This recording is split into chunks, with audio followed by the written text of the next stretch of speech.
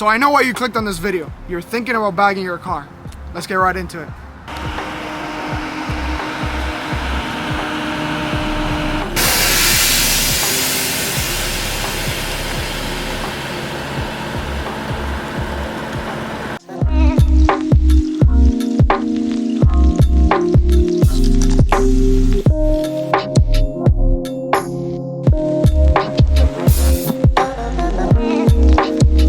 So as you guys may know, I've had this car for about a year, so I thought I'd do a review on the bag system. So first thing that we're gonna be talking about is how long it takes to air up and air down. And as you guys can see, we got Jose helping out with the video. Jose, say what's up. Hey, what up, guys? So car is currently aired out, so we're gonna begin by airing up first. And in case if you guys don't know, AirLift does have a feature where when you turn on your car, it will automatically air up for you in case you forget. So I'm gonna hand the camera to Jose and he's gonna put a timer to see how long it actually takes. Yo, Jose, if you had to take a guess, how long do you think it'll take? 3 seconds. 3 seconds? Yeah, bro. Bro, what do you think we are, a spaceship?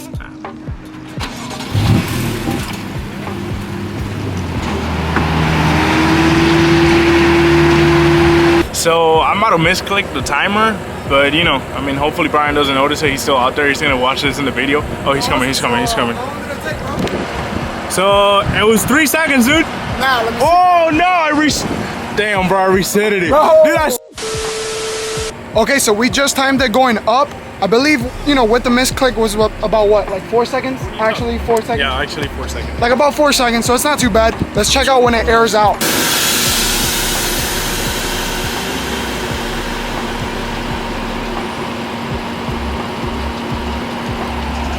So that was a whopping 5:46. Not bad. So this time it was about 5.4 seconds. I guess it takes longer to air out than air up. So another thing we're gonna talk about is compressor noise. So how noisy is it when you're inside the car? So we're gonna do a quick test. I'm gonna air up the car.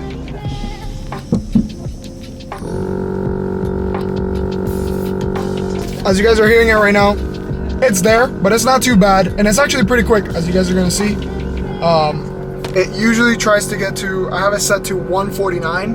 So once it makes it there, it pretty much quits the noise. Not too bad, right, Jose?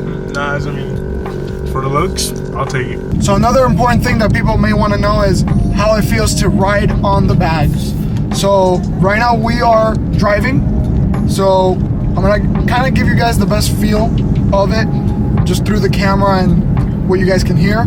I'll also have Jose to kind of give you his perspective and he can give you an honest opinion.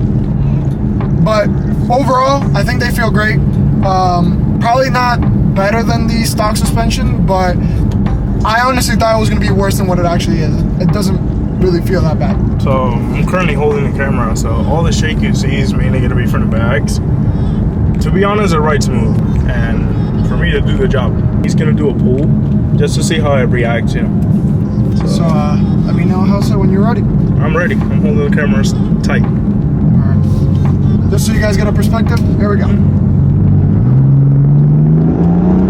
And we're in a bumpy road too. And yeah, that's still pretty good though, even though you're doing a pull and bags on a bumpy road. I mean, you guys saw by the footage, hardly does anything. So now that we just showed you how it feels, we're gonna talk about performance. Is the bags the right move for performance? I personally would say no, just because, I mean, the stock suspension is really, really good. Plus, you're technically adding more weight with the whole tank in the back. So performance-wise, I would say no, but for look-wise, any shows or anything, this is definitely it. So I want to talk about some benefits. Some of the benefits are with the bags. You are able to raise the car, helps you a lot with like certain jacks because these cars come pretty low, so certain jacks do not fit. Also for shows, you pretty much steal the whole crowd every time you air out. Everybody's always asking me questions and always wants to see it. So that's another benefit. So now let's talk about how reliable it's been. So you guys know, I've had it for about a year with the bags and I've encountered no issues. Now, I feel like it has a lot to do with how you install it, so make sure that when you get it done, it is done properly. That's pretty much what's prevented a lot of my issues. So to emphasize, make sure it's installed properly. And last but not least, cost and installation. So as you guys may know, mine was already installed. I know that the kit goes about $3,000, so I would assume installation will be about $1,500 to $2,000, but double check with your installer. Now, it is pretty costly, but I think it's worth it. And if you guys enjoy videos like this, here's the 5 reasons why I bought this specific M4.